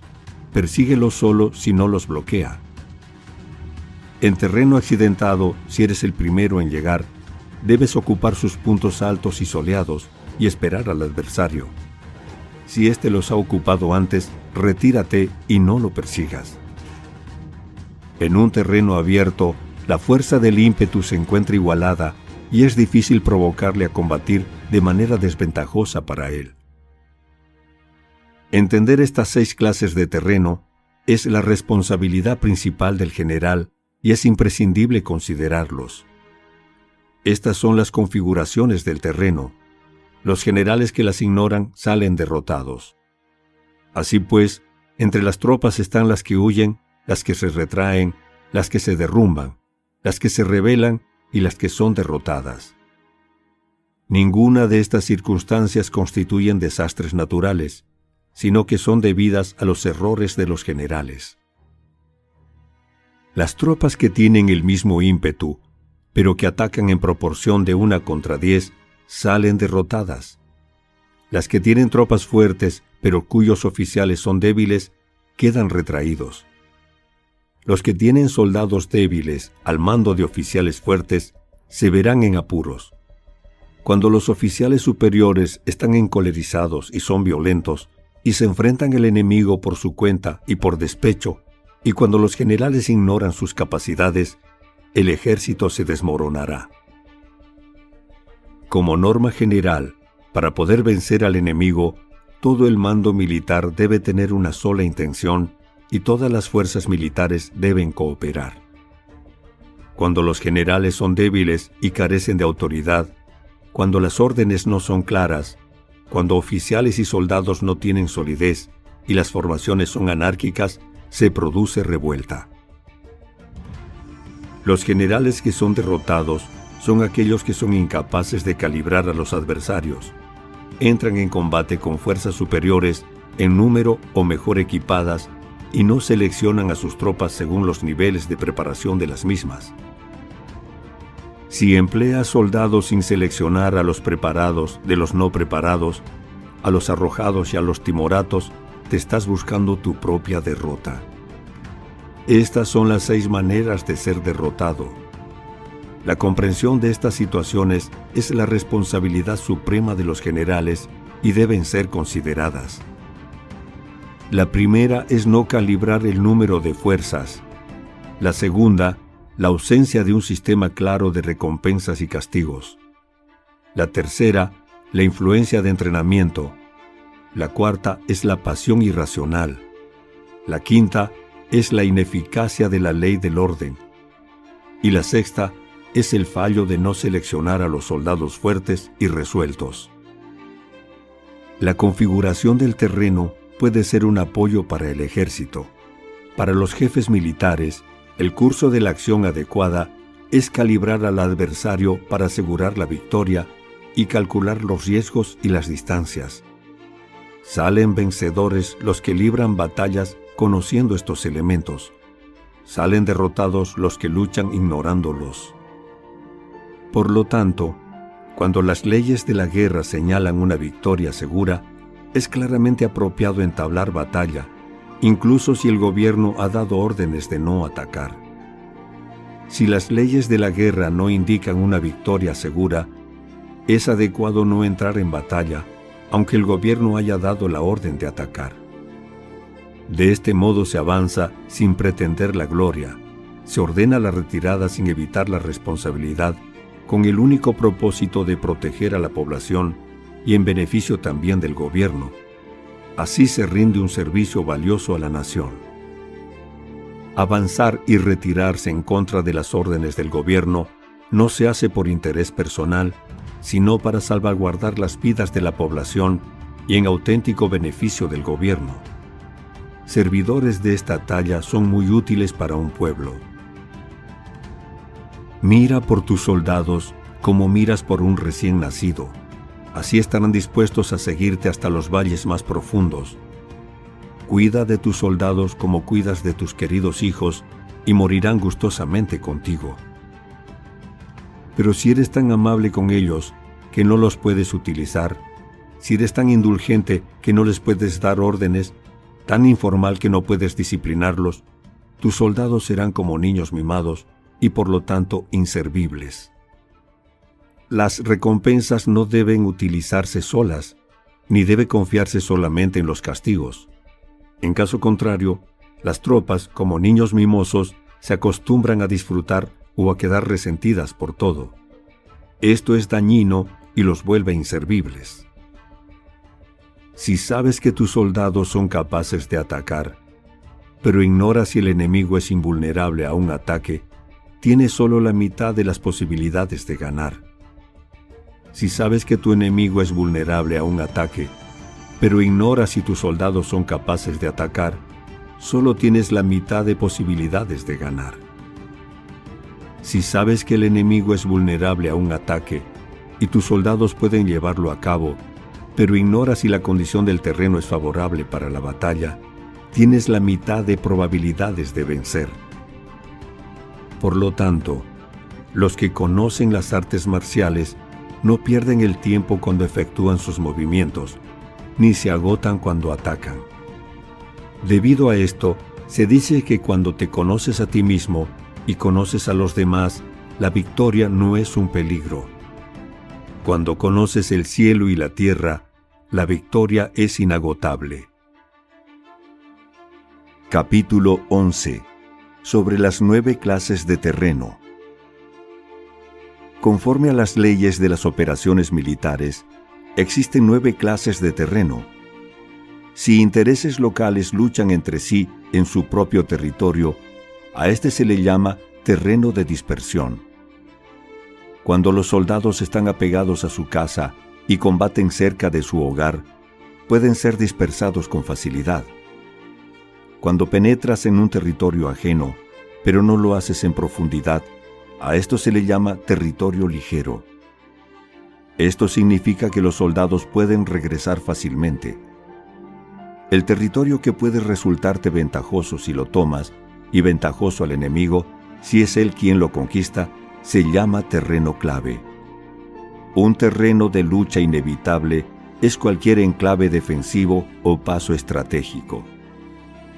Un territorio igualmente accesible para ti y para los demás se llama terreno de comunicación.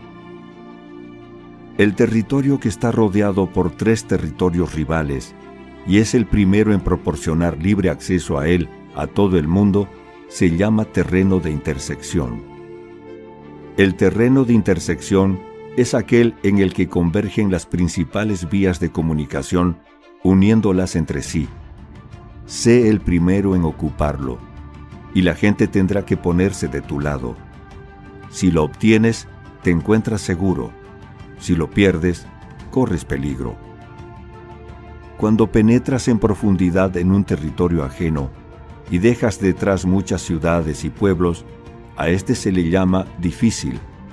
Es un terreno del que es difícil regresar.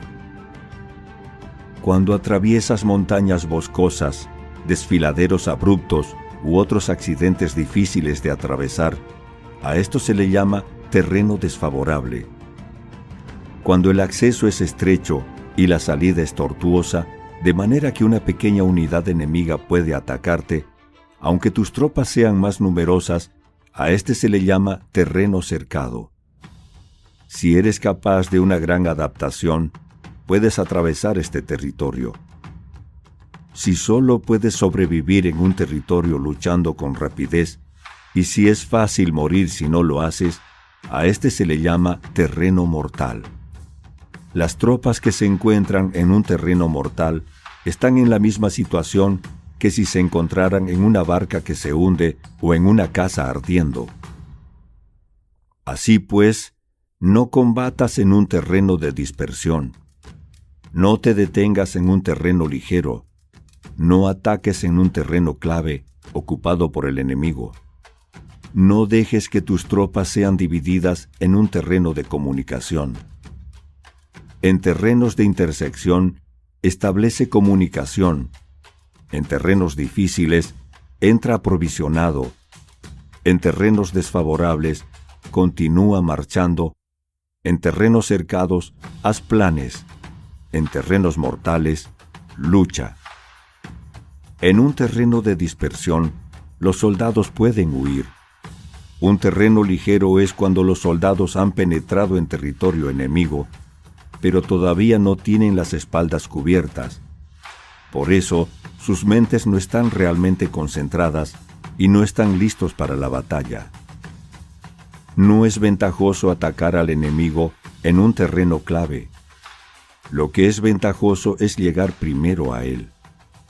No debe permitirse que quede aislado el terreno de comunicación para poder servirse de las rutas de suministros. En terrenos de intersección estarás a salvo si estableces alianzas. Si las pierdes, te encontrarás en peligro. En terrenos difíciles, entrar aprovisionado significa reunir todo lo necesario para estar allí mucho tiempo.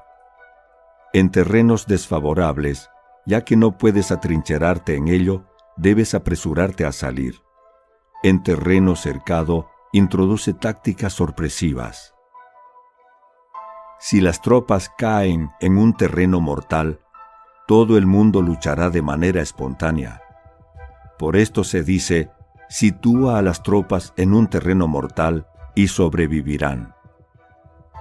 Los que eran antes considerados como expertos en el arte de la guerra eran capaces de hacer que el enemigo perdiera contacto entre su vanguardia y su retaguardia, la confianza entre las grandes y las pequeñas unidades, el interés recíproco por el bienestar de los diferentes rangos, el apoyo mutuo entre gobernantes y gobernados, el aislamiento de soldados y la coherencia de sus ejércitos. Estos expertos entran en acción cuando les era ventajoso y se retenían en caso contrario. Introducían cambios para confundir al enemigo, atacándolo aquí y allá, aterrorizándolos y sembrando en ellos la confusión, de tal manera que no les daban tiempo para hacer planes. Se podría preguntar cómo enfrentarse a fuerzas enemigas numerosas y bien organizadas que se dirijan hacia ti. La respuesta es quitarles en primer lugar algo que aprecien y después te escucharán. La rapidez de acción es el factor esencial de la condición de la fuerza militar. Aprovechándose de los errores de los adversarios, desplazándose por caminos que no esperan y atacando cuando no están en guardia. Esto significa que para aprovecharse de la falta de preparación, de visión y de cautela de los adversarios, es necesario actuar con rapidez y que si dudas, esos errores no te servirán de nada. En una invasión, por regla general, cuanto más se adentran los invasores en el territorio ajeno, más fuertes se hacen hasta el punto de que el gobierno nativo no puede ya expulsarlos. Escoge campos fértiles y las tropas tendrán suficiente para comer. Cuida de su salud y evita el cansancio. Consolida su energía, aumenta su fuerza. Que los movimientos de tus tropas y la preparación de tus planes sean insondables. Consolida la energía más entusiasta de tus tropas. Ahorra las fuerzas sobrantes. Mantén en secreto tus formaciones y tus planes, permaneciendo insondable para los enemigos, y espera que se produzca un punto vulnerable para avanzar.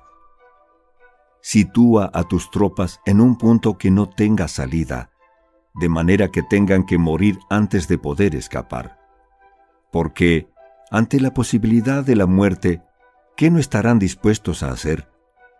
Los guerreros dan entonces lo mejor de sus fuerzas. Cuando se hallan ante un grave peligro, pierden el miedo. Cuando no hay ningún sitio a donde ir, permanecen firmes. Cuando están totalmente implicados en un terreno, se aferran a él. Si no tienen otra opción, lucharán hasta el final. Por esta razón, los soldados están vigilantes sin tener que ser estimulados, se alistan sin tener que ser llamados a filas, son amistosos sin necesidad de promesas y se puede confiar en ellos sin necesidad de órdenes. Esto significa que cuando los combatientes se encuentran en peligro de muerte, sea cual sea su rango, todos tienen el mismo objetivo y por lo tanto están alerta sin necesidad de ser estimulados. Tienen buena voluntad de manera espontánea y sin necesidad de recibir órdenes, y puede confiarse de manera natural en ellos sin promesas ni necesidad de jerarquía. Prohíbe los augurios para evitar las dudas y los soldados nunca te abandonarán. Si tus soldados no tienen riquezas, no es porque las desdeñen. Si no tienen más longevidad, no es porque no quieran vivir más tiempo. El día en que se da la orden de marcha, los soldados lloran. Así pues, una operación militar preparada con pericia debe ser como una serpiente veloz que contraataca con su cola cuando alguien le ataca por la cabeza, contraataca con la cabeza cuando alguien le ataca por la cola, y contraataca con cabeza y cola cuando alguien le ataca por el medio. Esta imagen representa el método de una línea de batalla que responde velozmente cuando es atacada. Un manual de 8 formaciones clásicas de batalla dice: haz del frente la retaguardia, Haz de la retaguardia el frente con 4 cabezas y 8 colas. Haz que la cabeza esté en todas partes, y cuando el enemigo arremeta por el centro, cabeza y cola acudirán al rescate. Puede preguntarse la cuestión de si es posible hacer que una fuerza militar sea como una serpiente rápida. La respuesta es afirmativa. Incluso las personas que se tienen antipatía, encontrándose en el mismo barco, se ayudarán entre sí en caso de peligro de zozobrar. Es la fuerza de la situación la que hace que esto suceda. Por esto, no basta con depositar la confianza en caballos atados y ruedas fijadas. Se atan los caballos para formar una línea de combate estable, y se fijan las ruedas para hacer que los carros no se puedan mover. Pero aún así, esto no es suficientemente seguro ni se puede confiar en ello. Es necesario permitir que haya variantes a los cambios que se hacen, poniendo a los soldados en situaciones mortales, de manera que combatan de forma espontánea y se ayuden unos a otros codo a codo. Este es el camino de la seguridad y de la obtención de una victoria cierta. La mejor organización es hacer que se exprese el valor y mantenerlo constante. Tener éxito tanto con tropas débiles como con tropas aguerridas se basa en la configuración de las circunstancias. Si obtienes la ventaja del terreno, puedes vencer a los adversarios, incluso con tropas ligeras y débiles. ¿Cuánto más te sería posible si tienes tropas poderosas y aguerridas? Lo que hace posible la victoria a ambas clases de tropas es las circunstancias del terreno. Por lo tanto, los expertos en operaciones militares logran la cooperación de la tropa, de tal manera que dirigir un grupo es como dirigir a un solo individuo que no tiene más que una sola opción. Corresponde al general ser tranquilo, reservado, justo y metódico. Sus planes son tranquilos y absolutamente secretos para que nadie pueda descubrirlos. Su mando es justo y metódico, así que nadie se atreve a tomarlo a la ligera. Puede mantener a sus soldados sin información y en completa ignorancia de sus planes. Cambia sus acciones y revisa sus planes de manera que nadie pueda reconocerlos. Cambia de lugar su emplazamiento y se desplaza por caminos sinuosos de manera que nadie pueda anticiparse. Puedes ganar cuando nadie puede entender en ningún momento cuáles son tus intenciones. Dice un gran hombre, el principal engaño que se valora en las operaciones militares no se dirige solo a los enemigos, sino que empieza por las propias tropas para hacer que le sigan a uno sin saber a dónde van. Cuando un general fija una meta a sus tropas, es como el que sube a un lugar elevado y después retira la escalera. Cuando un general se adentra muy en el interior del territorio enemigo, está poniendo a prueba todo su potencial. Ha hecho quemar las naves de sus tropas y destruir sus casas. Así las conduce como un rebaño y todos ignoran hacia dónde se encaminan. Incumbe a los generales reunir a los ejércitos y ponerlos en situaciones peligrosas. También han de examinar las adaptaciones a los diferentes terrenos, las ventajas de concentrarse o dispersarse y las pautas de los sentimientos y situaciones humanas. Cuando se habla de ventajas y de desventajas de la concentración y de la dispersión, quiere decir que las pautas de los comportamientos humanos cambian según los diferentes tipos de terreno. En general, la pauta general de los invasores es unirse cuando están en el corazón del territorio enemigo, pero tienden a dispersarse cuando están en las franjas fronterizas. Cuando dejas tu territorio y atraviesas la frontera en una operación militar, te hallas en un terreno aislado.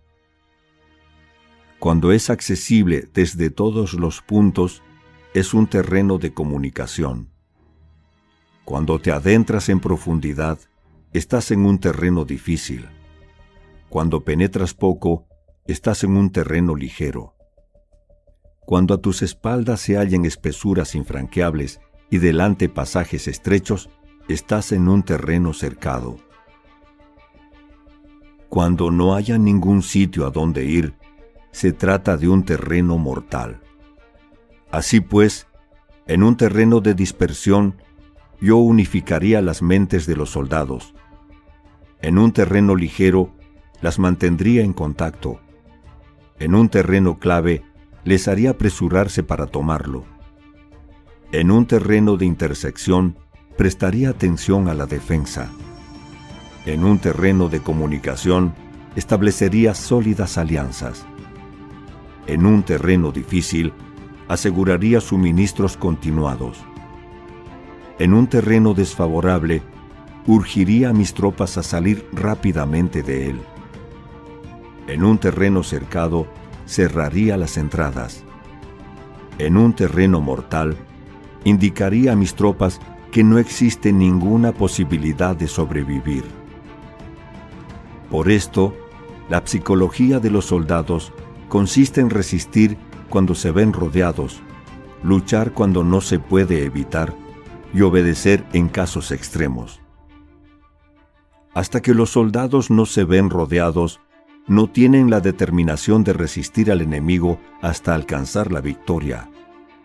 Cuando están desesperados, presentan una defensa unificada. Por ello, los que ignoran los planes enemigos no pueden preparar alianzas. Los que ignoran las circunstancias del terreno no pueden hacer maniobrar a sus fuerzas. Los que no utilizan guías locales no pueden aprovecharse del terreno.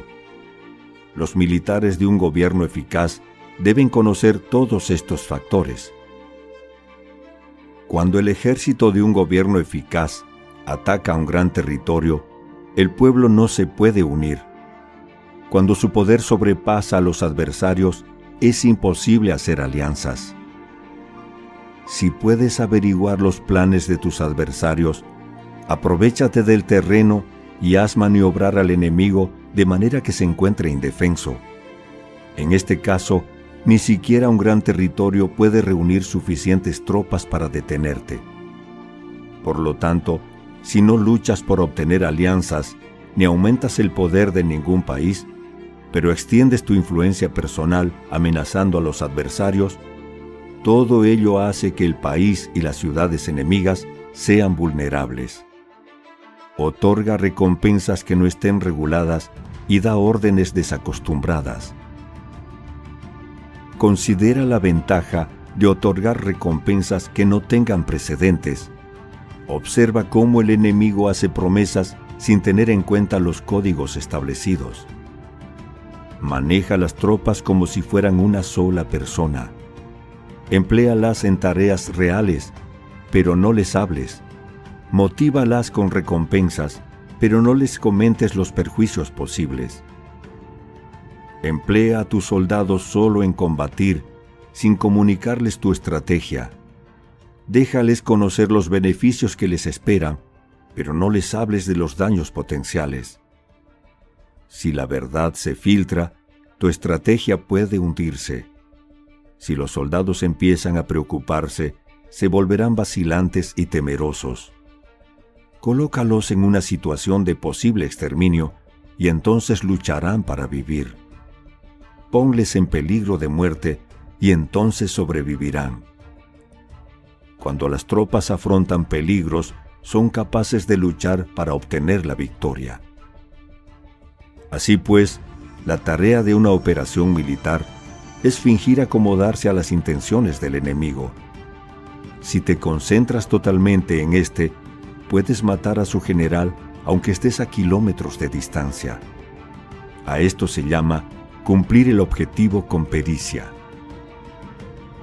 Al principio te acomodas a sus intenciones, después matas a sus generales.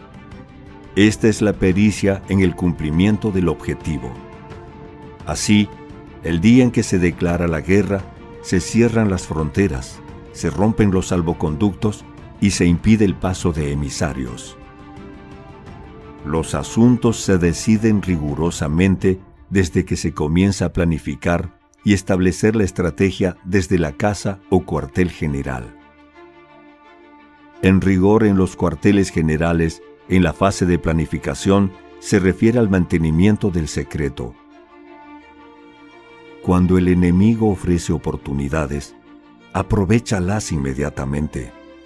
Entérate primero de lo que pretende y después anticípate a él. Mantén la disciplina y adáptate al enemigo para determinar el resultado de la guerra. Así, al principio eres como una doncella y el enemigo abre sus puertas.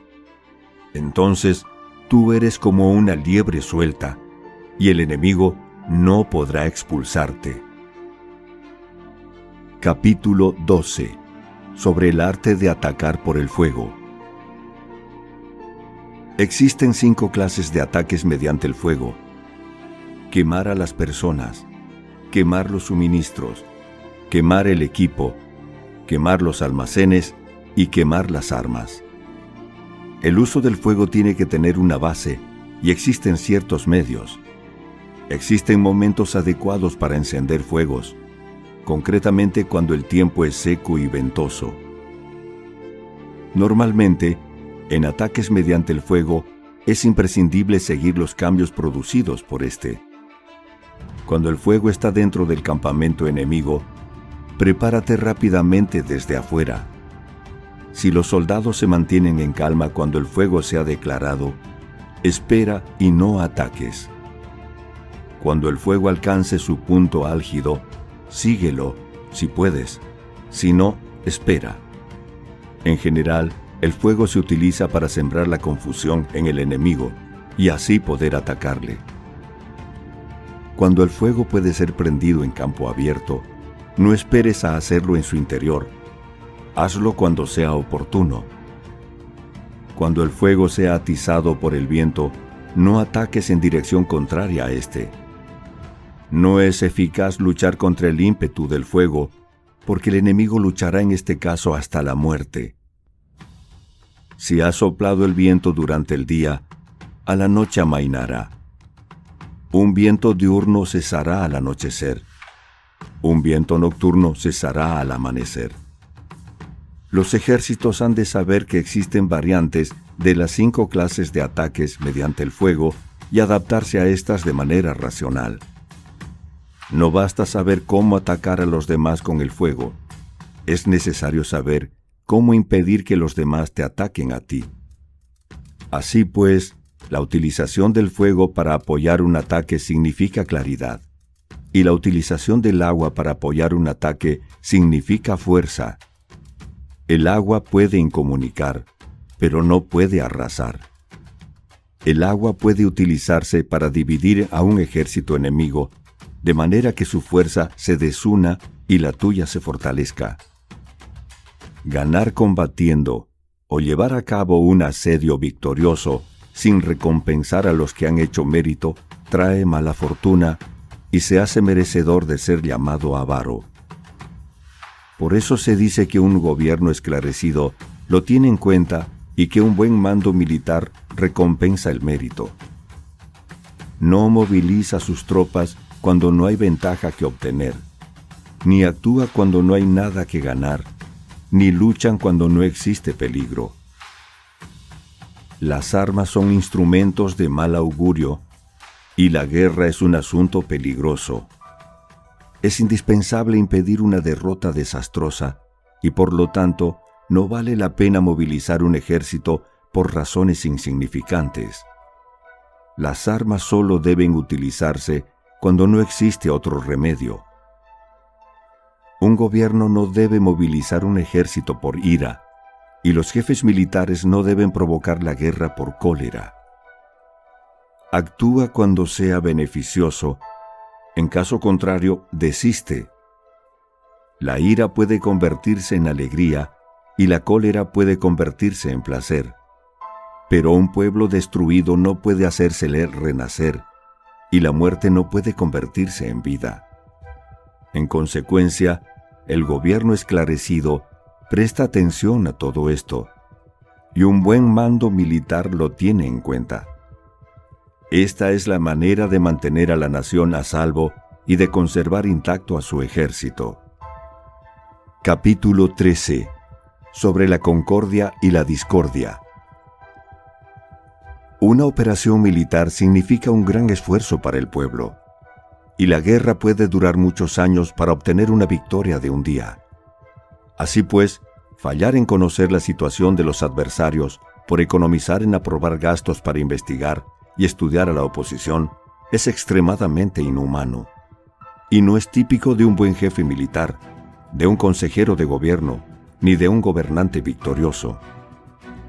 Por lo tanto, lo que posibilita a un gobierno inteligente y a un mando militar sabio vencer a los demás y lograr triunfos extraordinarios con esa información esencial.